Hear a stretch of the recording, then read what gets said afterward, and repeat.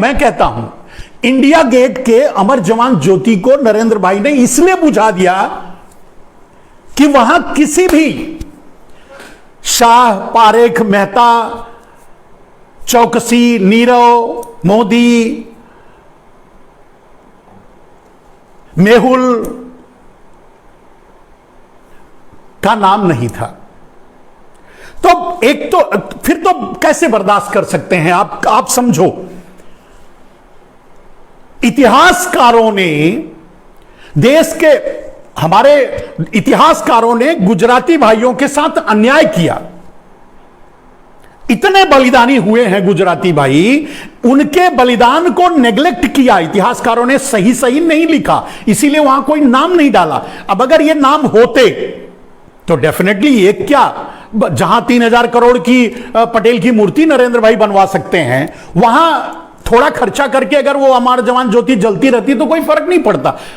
असली मुद्दा यह था कि वहां किसी गुजराती भाई का नाम नहीं था,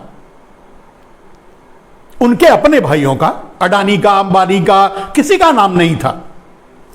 तो एक और बात, अब तो वार मेमोरियल नरेंद्र भाई मोदी ने बनवाया है, बड़ी खुशी की बात है। आप भी जाइएगा, जरूर देखिएगा। लेकिन देखते समय जब आप जाइए वहां, जब देखें तो एक चीज कैलकुलेट कीजिएगा, आपको एक सवाल का जवाब मिलेगा जो मैं हमेशा उठाता रहा हूं। मुझे यह बात जरूर बताइएगा मेरे दोस्त कि वहां जो नाम लिखे हुए हैं, बोलते हैं कि 24-25 100 या 24-25 हजार, जो भी बहुत ज्यादा संख्या में वहां नाम लिखे हुए हैं जो जिन्होंने शहादत दी है, जिन्होंने लड़ाइयां लड़ी हैं, जिन्होंने, तो मैं ये जानना चाहता हूं कि अब तो ये इतिहास नरेंद्र भाई ने लिखा है और अब ये जो है वार मेमोरियल भी नरेंद्र भाई ने बनवाया है, तो निश्चित ही इतिहास में किसी का नाम छूटा नहीं होगा और कम से कम गुजराती भाई का तो बिल्कुल नहीं छूटेगा। तो छूटा नहीं होगा तो वहां नाम डाले होंगे तो मेरे दोस्त पढ़ के जरूर मुझे बताना। मुझको यह जानना, मेरी बहुत बड़ी उत्सुकता है। मैं इतिहास का विद्यार्थी रहा हूं, मेरी बहुत बड़ी उत्सुकता है कि मैं जानना चाहता हूं कि हमारे गुजराती भाइयों ने इतना बलिदान दिया देश के लिए, देश को आजाद कराने के लिए, तो उनका कोई कहीं नाम नहीं आता, कहीं नाम मुझे पढ़ने के लिए नहीं मिलता। तो अब अगर मेरे गुजराती भाई यानी कि नरेंद्र भाई ने अगर वो वार मेमोरियल बनवाया है तो डेफिनेटली वहां इतिहास में जो छूट गए थे उनको प्रायोरिटी दी होगी। तो आपसे मेरा गुजारिश है कि जब वार मेमोरियल में जाना तो वहां पढ़ करके मुझे संख्या सिर्फ बताना कि कितने, 2 आदमियों की संख्या, पूरे देश को मैं जानता हूं, पूरा देश इस देश के लिए शहादत दिया है, पूरा देश इस देश के लिए मरा है, मरता रहा है, अभी भी मर रहा है और आगे भी मरेगा। लेकिन 2 नाम मुझे चाहिए, एक नाम तो नरेंद्र भाई की संतुष्टि के लिए और एक नाम हमारी संतुष्टि के लिए। तो नरेंद्र भाई की संतुष्टि के लिए क्या चाहिए कि वहां कितने मुसलमानों के नाम लिखे हुए हैं। मैं कहता हूं कि 30% क्रांति में मुसलमानों ने भागीदारी की थी, क्रांति के में भागीदारी 30% मुसलमानों की थी। यह राजीव भाई भी अपने वक्तव्य में लगभग हर बार यह बताते थे। तो उन नामों को काउंट कर लेना, बदले में दूसरा जो है यह काउंट करना, क्योंकि मैं अक्सर कहता हूं अपने वक्तव्य में कि 0% यानी 0% गुजरात की भागीदारी है क्रांति में। माने क्रांति का अर्थ यह है कि क्रांति में शहादत देने वाले, यानी जो अंग्रेजों के हाथ मारे गए, जो अंग्रेजों की सजा से फांसी चढ़ गए, जो अंग्रेजों की गोलियों से मारे गए, उन लोगों की बात मैं करता हूं, उनके नाम।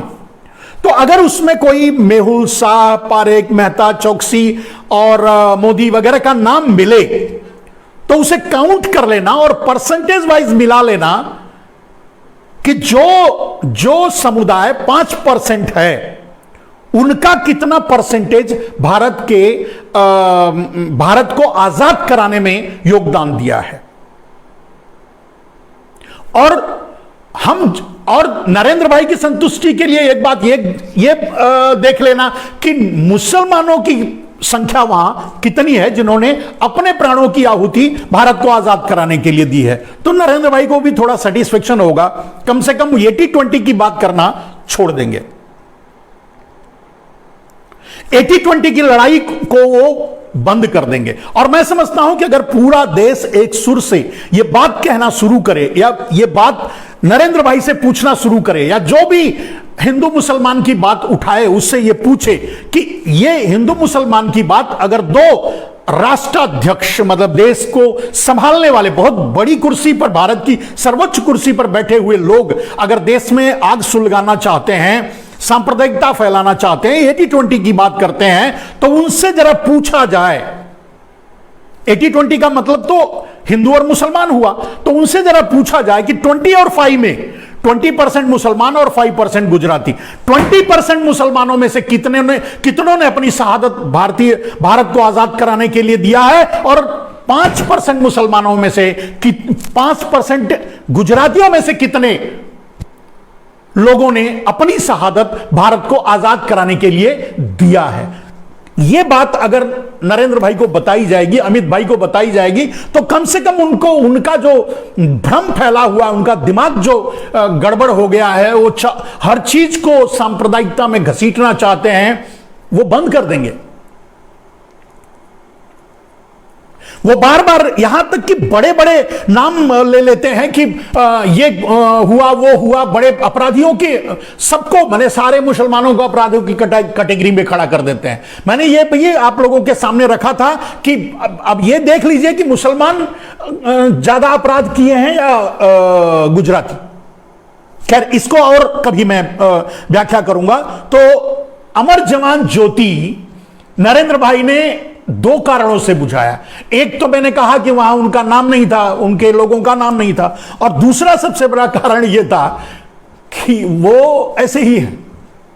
जब आपको कहते हैं कि अपने घरों में दिया बुझा दो, अंधेरा कर दो, और बाहर निकल करके टार्च जलाओ, दिया जलाओ। जानते हैं घरों में अंधेरा करके बाहर लोग दिया कब जलाते हैं? जब किसी के घर में मृत्यु होती है। तो मृत्यु कांड तो नरेंद्र मोदी ने पहले ही लिख दिया, आपसे करवा दिया। वो मृत्यु के बाद बहुत सी प्रक्रिया होती है, बहुत ज्यादा प्रक्रिया को नहीं जानता, लेकिन ये जरूर जानता हूं कि मृत्यु के बाद घर में अंधेरा करके घर के बाहर दिए जलाए जाते हैं किसी न किसी दिन, 12-13 दिन का उनका प्रक्रिया होती है उसमें। खैर, तो वो कांड तो पहले ही आपके घर में करवा दिया, आपके दिए तो वैसे ही बुझवा चुके हैं। तो अमर जवान ज्योति के दिए को बुझाना कौन सी बड़ी बात उनके लिए है? और वो इनके, भाई हम कहते हैं, एक बात बताओ, अगर अमर जवान ज्योति, वार मेमोरियल और अमर जवान ज्योति दोनों जगह, मतलब इंडिया गेट दोनों जगह जलती तो क्या फर्क पड़ता? अरे भाई नरेंद्र भाई, आप 8,000 करोड़ की जहाज में घूमते हो, करोड़ों करोड़ की क्या बोलते हैं BMW और पता नहीं कौन कौन सी मर्सिडीज और गाड़ियों में टहलते हो, पता नहीं, मतलब 4 सूट बदलते हो, तो हम समझते हैं कि 1 करोड़ का तो एक दिन में आप कपड़े बदल लेते होगे, दूसरे और जो साजो सामान है आपके, आप पर, खुद आप पर ही करोड़ों करोड़ रुपया रोज का खर्चा होता है। 22,000 करोड़ का आप महल बनवा रहे हो संसद भवन। अब उसकी क्या जरूरत थी? संसद भवन तो पहले से था। तो जब ये कर ही रहे हो तो एक जगह और जवान ज्योति, हम कहते हैं हमारे सेना के वीरों या हमारे देश के वीरों के नाम से एक जगह क्या 2-4-10 जगह और जलवा देते। आपको तो और दूसरे 2-4 जगह जलवाना चाहिए था, आप तो बुझा दिए। अब ये क्यों आपने किया पता नहीं। इसका परिणाम देश पर क्या, इसका असर देश, इसे अशुभ भी माना जाता है। आप दिया बुझाना अशुभ माना जाता है, और देश के नाम पे जो दिया जल रहा है, देश के वीरों के नाम पे जो दिया जल रहा है, उसको बुझाना अशुभ माना जाता है।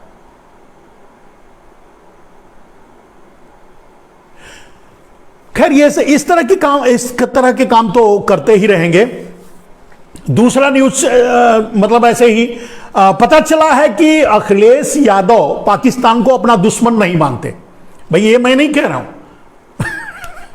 ये न्यूज में आया है, और ये हमारे संबित भाई कहते हैं कि अखिलेश भाई पाकिस्तान को अपना दुश्मन नहीं मानते। पता नहीं कहीं इंटरव्यू वगैरह से निकाल लिया होगा। भाई मैं दुश्मन तो किसी को नहीं मानता यार।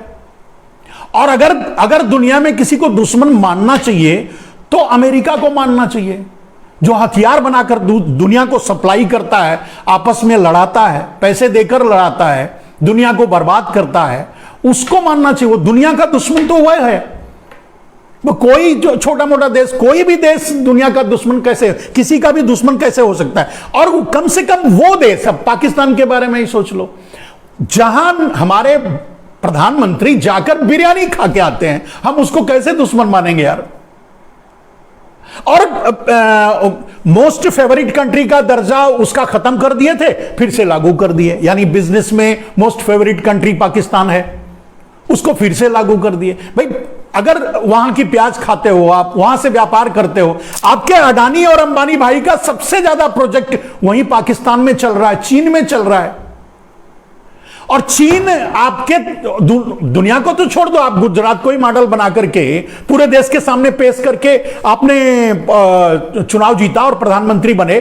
गुजरात के ज्यादातर प्रोजेक्ट चाइना करता है। चाइना से आपका बड़ा गहरा रिलेशन है। आप 18 बार जाकर के वहां घूम टहल के आए हो, गलबहियां करके आए हो अमेरिका से, पाकिस्तान में बिरयानी खा के आए। भाई आप करो तो दोस्ती, और हम अगर कह दें तो गलत हो गया। भाई आप जो करोगे वही तो, हम तो आपके पीछे पीछे हैं। आप दुश्मन मानो पाकिस्तान को, हम भी मानेंगे। आप चीन को दुश्मन मानो, सारे रिश्ते तोड़ दो। वो चीन बॉर्डर पे हमारा देश कब जा रहा है, पुल बना रहा है, गांव बसा रहा है, और आप उद्घाटन करने की तैयारी कर रहे हो कि जाकर के आप उद्घाटन करोगे। तो आप करो तो ठीक। अगर हम कहते हैं कि भाई हमारी कोई दुश्मनी चीन और पाकिस्तान से नहीं है, तो हम गलत हो गए। गलत। अगर चीन की दुश्मनी पाकिस्तान से, चीन से है, तो आपको सामने आना चाहिए, आपको बोलना चाहिए। हम कैसे बोलें? हम तो आपके पीछे, आपके साथ खड़े हैं। आप कहोगे दुश्मन तो हम दुश्मन कहेंगे, आप मित्र कहोगे तो हम मित्र कहेंगे। अब अखिलेश यादव बोल दें कि पाकिस्तान या किसी भी देश के लिए हमारा दुश्मन कौन है, पाकिस्तान की ही बात कर दें, तो मोस्ट फेवरेट नेशन का आप दर्जा देते हो, वहां से बिजनेस करते हो। आपके दोनों भाई अडानी अंबानी वहां बहुत सा प्रोजेक्ट कर रहे हैं, चीन में, पाकिस्तान में, और हमको कहते हो हम दुश्मन माने। भाई हमको कहते हो झालर मत जलाना चाइना का, और आप चाइना को बुला करके पटेल की मूर्ति बनवा लेते हो 3000 करोड़ का। अब आपको बताना चाहिए भाई कि दुश्मन कौन है। आप कहोगे तो हम करेंगे। नेता तो आप हो, प्रधानमंत्री देश के आप हो।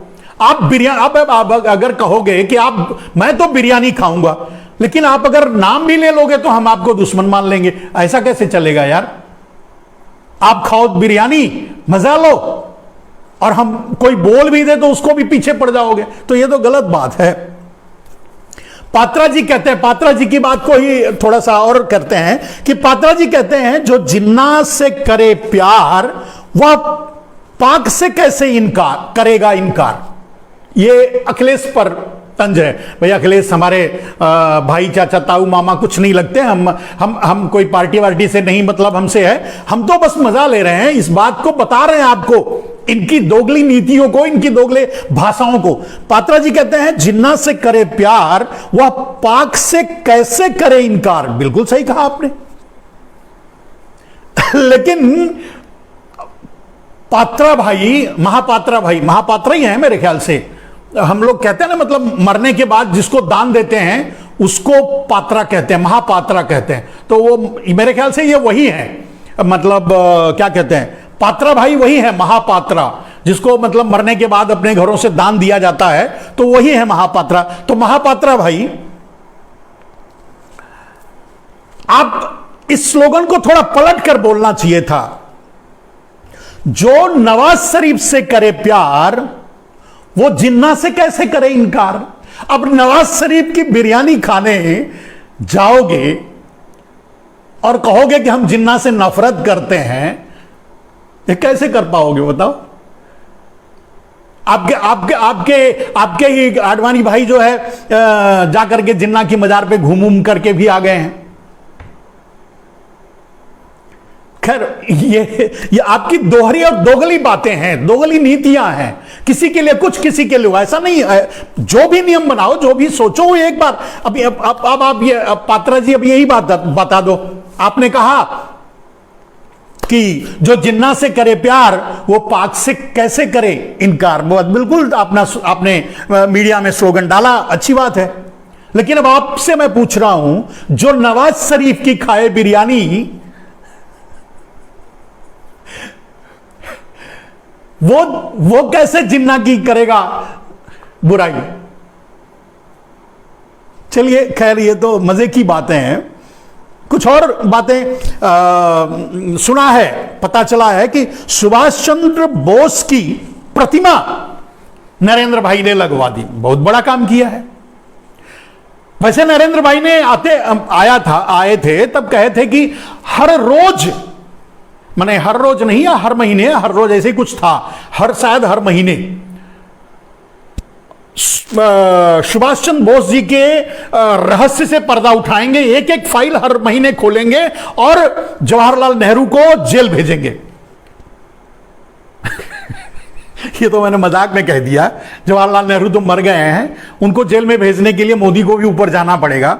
लेकिन मतलब जो टोन का इस्तेमाल उन्होंने किया था उस समय, वो यही बताना चाहते थे कि सुभाष चंद्र बोस के साथ जो भी हुआ है उसके लिए कांग्रेस जिम्मेदार होगी। मैं नहीं होगी नहीं होगी मुझे कोई मतलब नहीं, या ये मुझे नहीं जानते। लेकिन सवाल ये, आपने कहा था कि आप उस टोन में कहा था और आपने देश से ये कहा था कि हर महीने हम रिलीज करेंगे एक एक फाइल, पोल खोल के रख देंगे। तो आपके भारतीय जनता पार्टी वाले बड़े बेसब्री से 7 साल से इंतजार कर रहे हैं, हर महीने आप खोलने वाले थे, क्या हुआ? नेहरू सहित पूरे कांग्रेस को कटघरे में खड़ा करने वाले थे, क्या हुआ? खैर वैसे इन सब चीजों की उम्मीद तो की नहीं जा सकती आपको। आपने जब सारे देश के सारे चोरों को, काले धन वालों को ही छुपा लिया, बचा लिया, तो ये सब छोटी मोटी बातें तो आपके लिए, कुछ कह देना और कहकर भूल जाना, ये आपसे कोई सीखे वो हमारे जैसे लोगों से तो नहीं हो पाएगा। हम तो याद रखते हैं, बस सवाल ही पूछ सकते हैं। तो पता चला है आज राष्ट्रीय बालिका दिवस है। और एक मजाक की बात है मेरे दोस्त, आज राष्ट्रीय बालिका दिवस है और आज सबसे ज्यादा, जब भी आप कोई फेसबुक खोलिए, सोशल मीडिया खोलिए, तो सबसे ज्यादा मोदी का बयान वो चल रहा है, बेटी बचाओ बेटी पढ़ाओ वाला। तो खैर मोदी जी, पता नहीं, मोदी जी हो सकता है उनके दिमाग में अब पढ़ाओ और पटाओ में जमीन आसमान का अंतर होता है। अब टेलीप्रॉम्प्टर पर भी देखने के बाद भी अगर गलती करते हैं नरेंद्र भाई, मैं समझता हूं कि आप पढ़े लिखे नहीं हो, कम पढ़े लिखे हो, कोई बात नहीं, लेकिन टेलीप्रॉम्प्टर पर देखने के बाद भी पढ़ने में भी गलती कर जाते हो। अब पढ़ाओ की जगह पटाओ कर देते हो।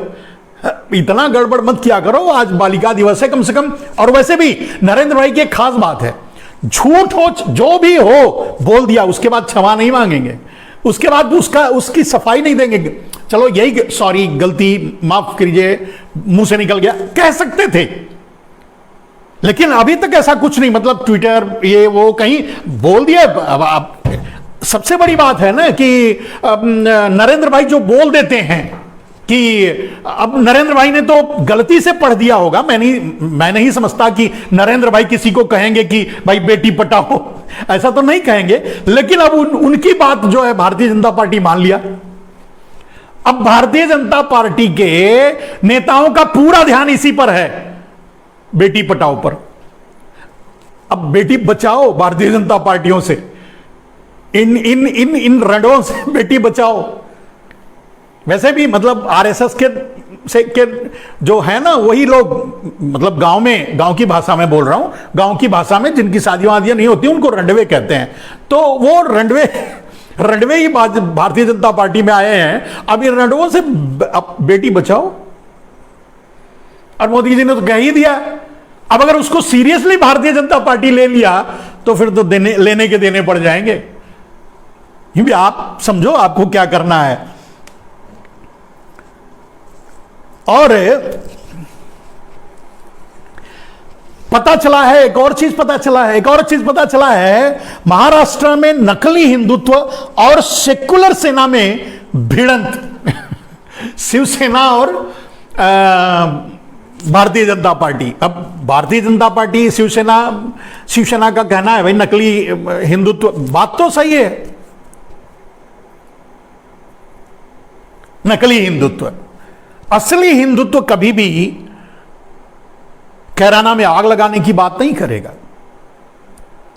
असली हिंदुत्व और असली हिंदू कभी भी अपने शहीद सैनिकों के नाम पे वोट नहीं मांगेगा। असली हिंदुत्व कभी भी किसी के को मार देने की कामना नहीं करेगा। इनके लोग तो सीधे मंच से कहते हैं गोली मारो, और आज मंत्री हैं वो, तो ये तो नहीं करेगा। असली हिंदुत्व कभी भी नफरत की बात नहीं करेगा। असली हिंदुत्व कभी भी देश तोड़ने की बात नहीं करेगा, देश बांटने की बात नहीं। लोगों के बांटने का अर्थ ही होता है देश बांटना। असली हिंदुत्व कभी गरीबों के मरने की कामना नहीं करेगा। असली हिंदुत्व का अर्थ यह होता है कि देश जाति भेदभाव से अलग हट करके हम तो कहीं जाते रहते हैं। अगर असली हिंदुत्व हैं, हिंदू हैं, तो हम तो कहीं जाते रहते हैं, हमें पता नहीं कि किसकी अर्थी जा रही है, हम उसको कंधा देने लगते हैं, उसके साथ हो लेते हैं, 10 कदम साथ चलते हैं। हमें पता नहीं होता कि कौन मृत्यु के बाद जा रहा है, हम उसको नमस्कार करते हैं, नमन करते हैं।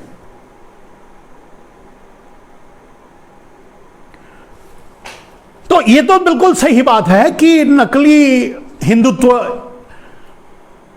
के लोग हैं ये भारतीय जनता पार्टी वाले, जो देश को, जिनका विजन, जिनका मिशन यह है देश को तोड़ना।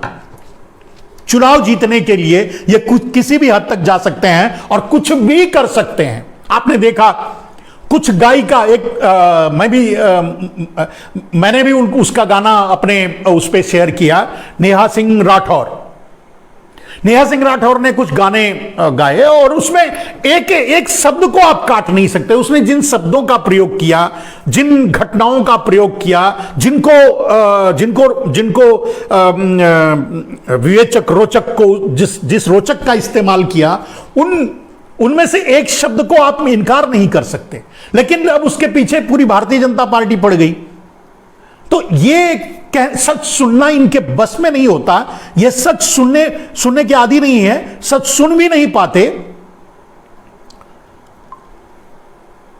तो देश को, मेरे दोस्त, देश को इनसे बचाना है। आपको, अगर आप राष्ट्रवादी हैं, आप अगर देशभक्त हैं, तो आप देश को इनसे बचाइए। अगर भारत को किसी से खतरा है तो भारतीय जनता पार्टी से है।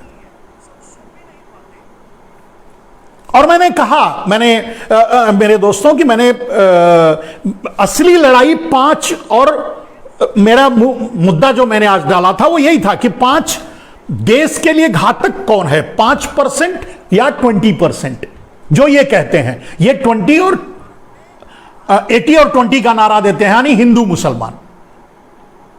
और मैं इनसे कहता हूं 5 और 95, यानी Gujarati and other than Gujarati. Gujarati में से कुछ लोग हैं जो नरेंद्र भाई के भाई बंद हैं, वही लोग, यानी उनकी कैटेगरी के लोग, यानी कुछ लोग हैं, सारे गुजराती नहीं, कुछ लोग। आप भले ही सारे मुसलमानों को कटघरे में खड़ा करो, मैं सारे गुजरातियों को कटघरे में नहीं खड़ा कर सकता, नहीं करूंगा। लेकिन जितने चोर हैं, फ्रॉड हैं, वो सब गुजराती हैं, उनमें 90% गुजराती हैं। और इसके लिए मैंने बहुत सी चीजें मैंने सार्वजनिक करने के लिए कही। नरेंद्र भाई अगर सार्वजनिक करने की हिम्मत करते हैं तो वो सार्वजनिक करें ब्लैक मनी की लिस्ट, किसके पास है ब्लैक मनी, कहीं भी हो, चले सामने रख दो, समझ में आ जाएगा देश को। किसने भारत बैंकों को लूटा है, लूट करके भागा है, उसकी लिस्ट रख दो। एनपीए किसके ऊपर है, उसकी लिस्ट रख दो। 500 करोड़ के ऊपर कौन लोन ले रखा है, उसकी लिस्ट रख दो। भाई सार्वजनिक करो कुछ, अगर आप ये चाहते हो तो। कहने का अर्थ यह है कि देश को खतरा किससे है। एक आतंकवादी घटना हो गई, एक आतंकवादी घटना में एक मुसलमान शामिल था, होगा, है, अगर मान लो 2, 5, 10, 20 आदमी मर गए, ये एक घटना है, किसी भी तरह से वो गलत है, उसको जैसे आप रोक सकते हो रोको। लेकिन आप एक फाइनेंशियल चोर बैंकों को लूट करके भाग जाता है, अब उस बैंकों में जितने लोगों का पैसा जमा होता है, जितने लोगों के हकों को वो मार के भाग जाता है, उतने लोगों के घरों में मौतें होती हैं। किसान क्यों मरता है? किसान पैसे के लिए थोड़ा सा लोन लेता है, लोन वापस नहीं कर पाता, उसके ऊपर जब दबाव पड़ता है, उसको घर और अपनी जमीन बेचने की नौबत आती है, वो इस जिल्लत को सहने की क्षमता नहीं रखता, वो जहर खा के मर जाता है। लेकिन कभी किसी मेहुल चौकसी ने, नीरव मोदी ने, किसी ने जहर खाया है, खा के आत्महत्या की है? नहीं ना। खतरा किससे है आप बताओ?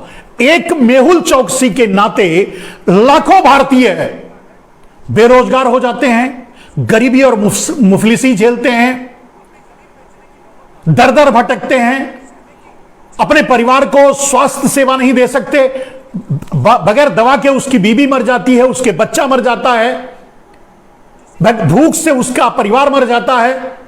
और यह होता है मेहुल चौकसी जैसे लोगों के कारण, नीरव मोदी जैसे लोगों के कारण। उनका आप नाम नहीं लेते, उनको सामने लाना चाहिए, उनको कटघरे में खड़ा करना चाहिए। मैं आज अपने सारे जो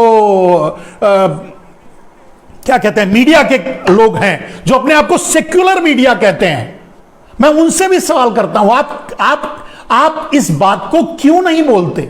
मैं नहीं समझता। क्या आप ये डरते हो कहने से? सच तो है ना। अगर ये सच है कि भारत का धन 90% अगर कोई लुटेरा है, लुटेरों में से अगर 100 लुटेरे हैं तो उसमें 90 लुटेरे गुजराती हैं, इसे कहने में क्यों डरता है देश? और अगर इसे देश कहना शुरू कर दे तो मोदी जी 80-20 की बात भूल जाएंगे। इस देश को मुसलमान से खतरा है या उन लुटेरों से जो दुर्भाग्य से 90% गुजराती हैं? किससे खतरा है बताओ ना।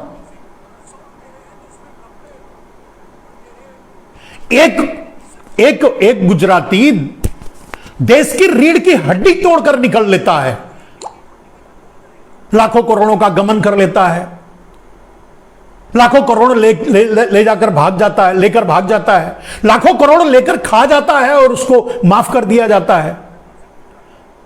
कुछ हजार कुछ लाख के लिए एक किसान आत्महत्या कर लेता है और करोड़ों 100, 200, 500, लाखों करोड़ खा करके गुजराती ऐश करता है। मैं ये प्रोनाउंस क्यों कर रहा हूं, ये कह क्यों रहा हूं कि नरेंद्र भाई उनका नाम भी आप तो कहते हो, आप उत्तर प्रदेश में चुनाव लड़ते समय बड़े ताल ठोक के कहते हो कि सारे अपराधियों को ये कर दिया, वो कर दिया, अतीक अहमद, मुख्तार अंसारी, ये कौन, वो कौन, पता नहीं कौन, और मुसलमानों का ही नाम लेकर आप कहना चाहते हो क्योंकि 80-20 आपको करना है। लेकिन उनसे क्या खतरा हुआ है देश को? आम आदमी को उनसे क्या खतरा हुआ है? अरे 2-4 को गोली मारी होगी, हो सकता है जेल में डाल दो, फांसी दे दो, जो कानूनन सजा बनती है उसको दे दो। लेकिन उसको कौन सी सजा आपने दी जिसके कारण भारत के करोड़ों लोग तड़प कर भूख से मर गए, किसानों ने आत्महत्या कर ली, उनको कौन सी सजा दे दी? उनका नाम भी लेकर के चुनाव में वोट मांगो। भाई आप कहते हो कि 20 वालों में से अपराधी हैं, तो 25 वालों में से भी गिनाओ ना कितने अपराधी हैं, उनका नाम भी लो। हिम्मत है उनके नाम को लेकर के चुनाव में वोट मांगो ना। सार्वजनिक करो ना, है हिम्मत। और सबसे बड़ी बात मेरे दोस्त, अगर उत्तर प्रदेश का कोई सांसद है, कोई विधायक है, पार्टी का नेता है, किसी में यह हिम्मत नहीं होती कि वो अपने नेता से पूछे कि भाई आप ऐसे कैसे कर सकते हो। अगर आप ये कह रहे हो तो फिर आप वोट लिस्ट भी दो। आप अगर XYZ किसी मुसलमान का नाम लेकर अपराधी साबित करना चाहते हो पूरी कम्युनिटी को, तो आप उस अपराध करने वालों की भी लिस्ट तो जारी कर दो। बैंकों को लूटा किसने?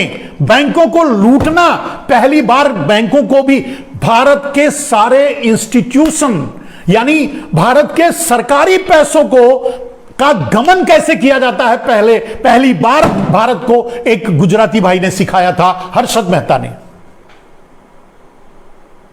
जवाब दो। और वो परंपरा चली आ रही है। भारत में जितने भी financial institutional well organized crime की बात मैं कर रहा हूं, मैं चोरी डकैती की बात नहीं कर रहा हूं, मैं किसी को गोली मारने की बात नहीं कर रहा हूं, मैं कह रहा हूं financial institutional well organized crime Bharat में जितने भी हुए हैं उसमें 90% गुजरातियों ने किया है। कभी आपने उनका नाम लिया?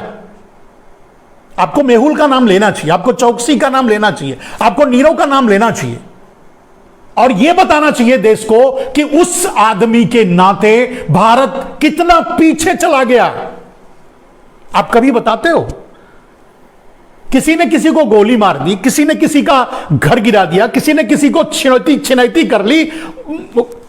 भाई हम कह रहे उसको जो सजा देना है दे दो, शरेआम फांसी दे दो, आई डोंट केयर।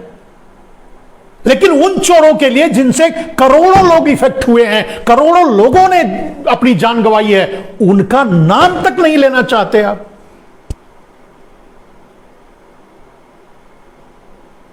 आप भारत के प्रधानमंत्री हो या गुजरात के मुख्यमंत्री, यह बात आपको बतानी होगी। आज नहीं तो कल लोग पूछेंगे, पूछना शुरू करेंगे, तब आपको बात समझ में आएगी दोस्तों। और आप लोग अगर कुछ सवाल करना चाहते हैं तो आप लोगों का सवाल मैं एक और अनुरोध करता हूं मेरे दोस्तों, मेरे भाइयों, मेरे मित्रों।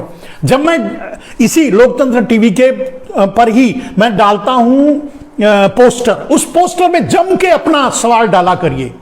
जैसे आज 60-70 सवाल थे, मैं खुश हो गया, तो जम करके अपने सवाल डाला करिए, वो मैं यहां ले लिया करूंगा। क्योंकि जब मैं बोलता रहता हूं उस समय मैं कंसंट्रेट नहीं कर पाता। यहां आप जो सवाल लिखते हो तो पहले से लिख यहां भी डालो, लोग उसका जवाब देते रहेंगे, लोगों के पास आपकी बातें पहुंचेंगी। लेकिन जो यहां डालते हो वो पहले भी डालो। और एक और गुजारिश आपसे, इतने लोग जुड़े हुए हो, मैं काफी शुक्रगुजार हूं आपका, बड़ा उत्साहित हूं मेरे दोस्त। मैं आपसे अनुरोध करना चाहता हूं कि आप 30 सेकेंड, मैक्सिमम 30 सेकेंड का वीडियो हमने अपने टाइमलाइन पे डाला था, और वो मोबाइल नंबर, व्हाट्सएप नंबर, उस व्हाट्सएप नंबर पे फिर से डाल दूंगा, इस पे भी डाल दूंगा। उस व्हाट्सएप नंबर पे 30 सेकेंड का अपने सवाल के साथ अपना लाइव वीडियो भेजो। दोस्तों आपको पता होगा, आप मेरे पीछे देख रहे होंगे कि ग्रीन लगा हुआ है, ग्रीन पर्दा लगा हुआ है जिस पर मैं लाइव कर रहा हूं। अब अगर जो भी वीडियो आपसे आएगा आपके सवाल का, तो इस पर्दे पर चलता रहेगा आपके वीडियो के साथ हमेशा। अपने सवाल, अपना वीडियो डालकर भेजिए। आपको भी, आप कुछ कह रहे हो, आप कोई सवाल कर रहे हो, तो लोगों तक वो बात पहुंचनी चाहिए, जानी चाहिए। मेरा मकसद बस इतना है।